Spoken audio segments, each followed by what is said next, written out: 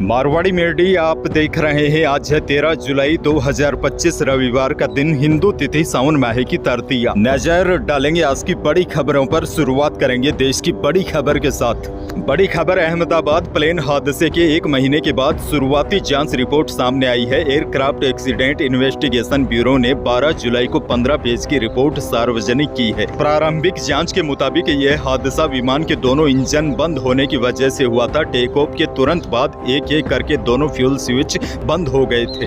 इस वजह से दोनों इंजन भी बंद हो गए। इस दौरान कॉकपिट की रिकॉर्डिंग से पता चला है कि एक पायलट ने दूसरे से पूछा कि क्या तुमने स्विच बंद किया है। दूसरे पायलट ने कहा नहीं।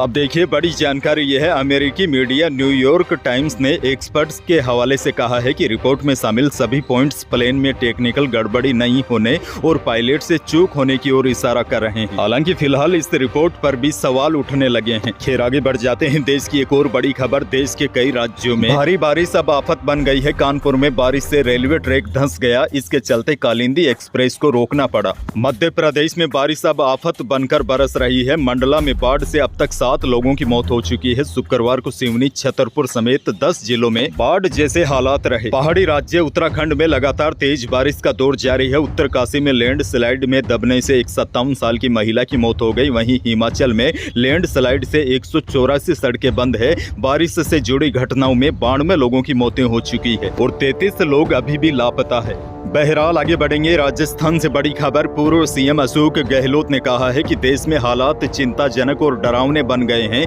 लोग एक दूसरे पर विश्वास नहीं करते हैं। पति पत्नी भी एक दूसरे से कहते हैं कि फेस टाइम पर बात करो। यह क्या है? इसका मतलब है कि लोगों में विश्वास नहीं है। उन्हें लगता है कि पता नहीं हमारा भी फोन टेप हो रहा हो।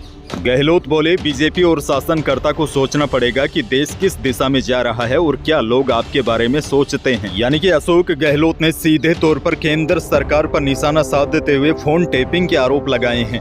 भरतपुर से बड़ी खबर। गैस से भरे टैंकर ने बाइक सवार पति पत्नी को रौंद दिया। दोनों की मौके पर ही मौत हो गई। घटना मथुरा गेट थाना इलाके के सारस चौराहे के पास शनिवार सुबह 6 बजे के करीब हुई। दंपति रोड क्रॉस कर रहे थे। जयपुर से भी बड़ी खबर है। शनिवार सुबह 7 बजे कार ने बाइक सवार 3 लोगों को कुचल दिया। तीनों को गंभीर चोटें आई है। यह घटना आमेर थाना इलाके में टंकी के पास की है। हादसे के बाद कार का ड्राइवर मौके से भागने की कोशिश कर रहा था, जिसे स्थानीय लोगों ने पीछा कर पकड़ा, जो शराब के नशे में था। आगे बढ़ जाते हैं। जोधपुर से बड़ी खबर। पुलिस ने खुद के ही घर में चोरी करने वाले चोर को गिरफ्तार किया है। चोर के माता पिता तीर्थ दर्शन के लिए गए थे। पीछे से मौका पाकर अपने ही माता पिता और दादी के गहने चुरा लिए और बाद में खुद ही पुलिस थाने में जाकर रिपोर्ट भी दर्ज करवा दी।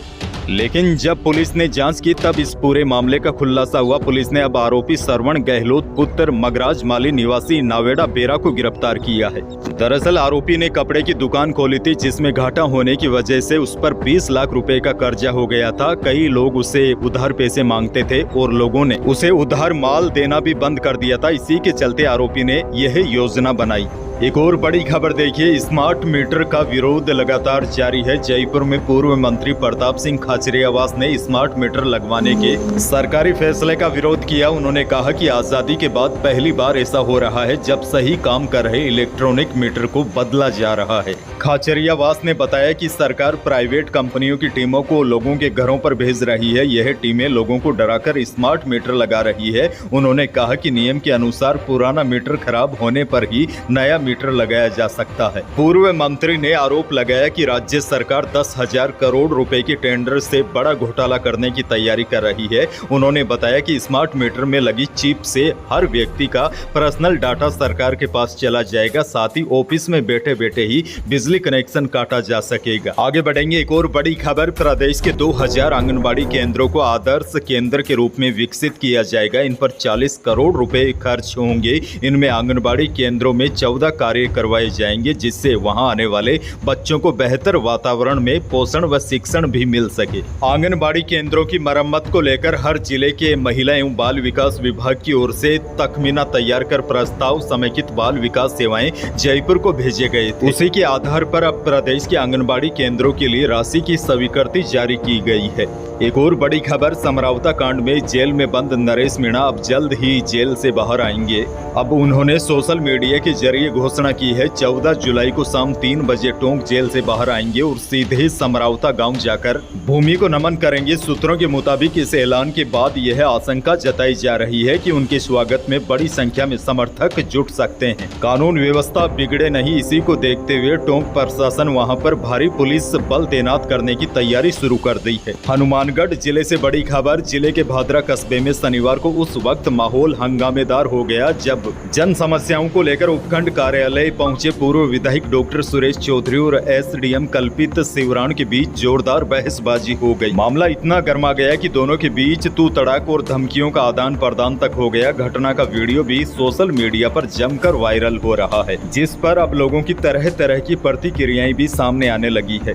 उदयपुर से बड़ी खबर। उदयपुर के बहुचर्चित कन्हैया लाल मर्डर केस एक बार फिर सुर्खियों में आ गया है। परिजनों ने आरोपियों को फांसी की सजा देने के लिए कोर्ट से लगातार गुहार लगाई है। इसी बीच इस घटना पर बनी एक फिल्म उदयपुर फाइल्स भी पिछले कुछ दिनों से चर्चा का विषय बनी हुई है। यह फिल्म शुक्रवार 11 जुलाई को रिलीज होने जा रही थी, लेकिन दिल्ली हाईकोर्ट ने इस पर रोक लगा दी है और कहा है कि इस पर फैसला केंद्र सरकार करेगी। हालांकि सुप्रीम कोर्ट ने बुधवार को सुनवाई करने से इनकार कर दिया था। अब इस मामले में बड़ी खबर सामने आई है, जहां कन्हैया लाल की पत्नी जसोदा साहू ने पीएम मोदी को पत्र लिखा है। पत्नी ने पीएम को लिखा है कि मेरे पति की हत्या पर बनी फिल्म को मुस्लिम संगठनों व उनके वकील कपिल सिब्बल ने अदालत में रुकवा दिया है। मैंने खुद फिल्म देखी है, वो तो इनकी हत्या की कहानी है, उसमें तो कुछ गलत नहीं है। इस फिल्म को जल्द रिलीज करवाया जाए। एक और बड़ी खबर। विदेशी बाजार की तेजी के असर से जयपुर सराफा बाजार में शनिवार को दोनों कीमती धातुओं में रिकॉर्ड तेजी आई। चांदी 1500 रुपए की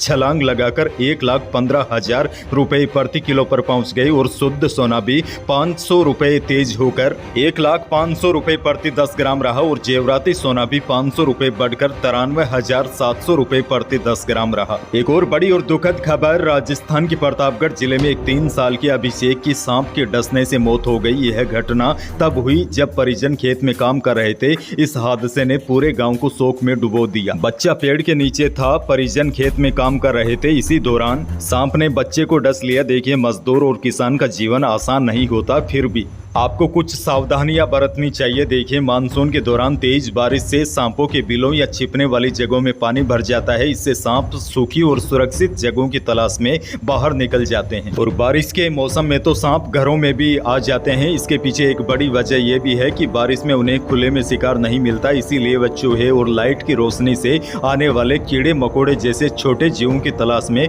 घरों तक पहुंच जाते हैं। सांप अक्सर घास, कूड़े, कचरे और पुरानी वस्तुओं में छिपते हैं, इसीलिए अपने घर और बगीचे को साफ सुथरा रखें। अच्छा, देखिए, सांपों को तेज गंध बिल्कुल भी पसंद नहीं होती। आप फिनाइल, सिरका, नींबू, लहसुन, प्याज इनका पेस्ट वगैरह बनाकर आप अपने घरों के आसपास छिड़काव कर सकते हैं, इससे सांप दूर रहेंगे। अच्छा, मौसम को लेकर भी बड़ी अपडेट आपको दे दूं। बंगाल की खाड़ी से आए 2 मजबूत सिस्टम और ट्रफ लाइन की स्थिरता से राजस्थान में लगातार बारिश का दौर जारी है।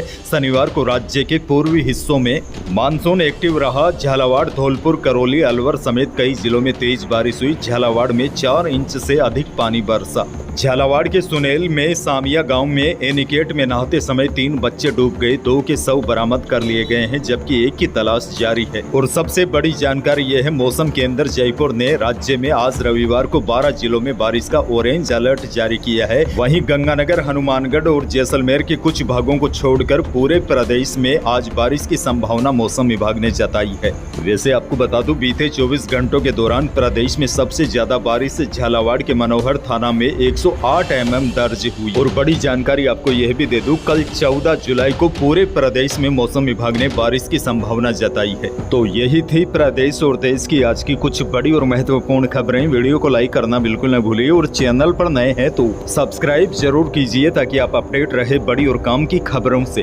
धन्यवाद।